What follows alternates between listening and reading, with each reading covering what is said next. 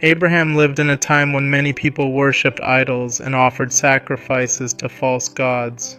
According to Abraham chapter 1 verse 1 through 19, he was nearly sacrificed by wicked priests because he refused to abandon the true God.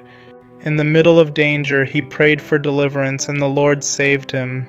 From the beginning, we learn that righteousness often starts as a desire inside the heart long before it becomes a visible life. Abraham said he wanted to be a greater follower of righteousness. That desire guided his choices.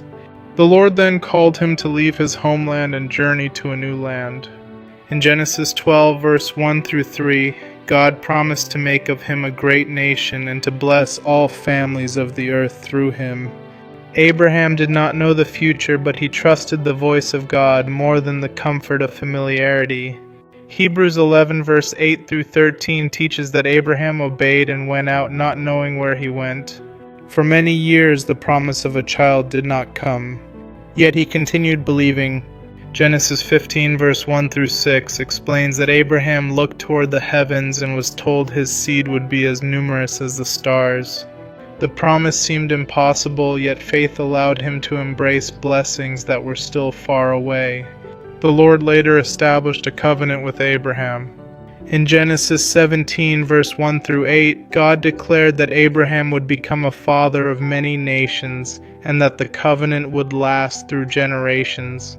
Abraham chapter 2 verse 6 through 11 teaches that all who receive the gospel become his seed. This means the covenant was never meant only for one family line, but for all who choose faith in the Lord. Covenants are sacred promises that bind heaven and earth together.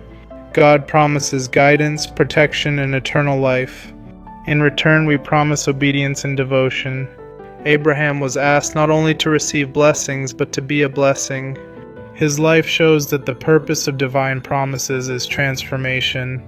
A covenant changes a person from a seeker into a servant. Another story shows the Lord hears every soul.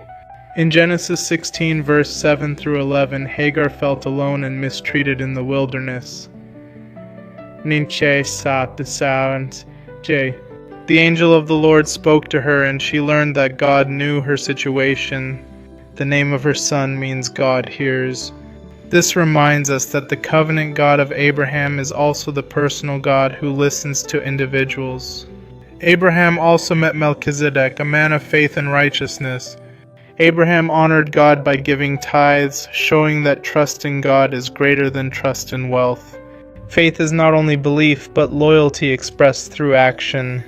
The message of Abraham is hope. A person may come from confusion or hardship, yet still choose righteousness. The Lord honors sincere desires. When we act in faith, even before receiving promises, we walk the same path as the Father of the faithful. God leads his children step by step and invites each of us into the covenant family through Jesus Christ. As we trust him, we become both blessed and a blessing to others.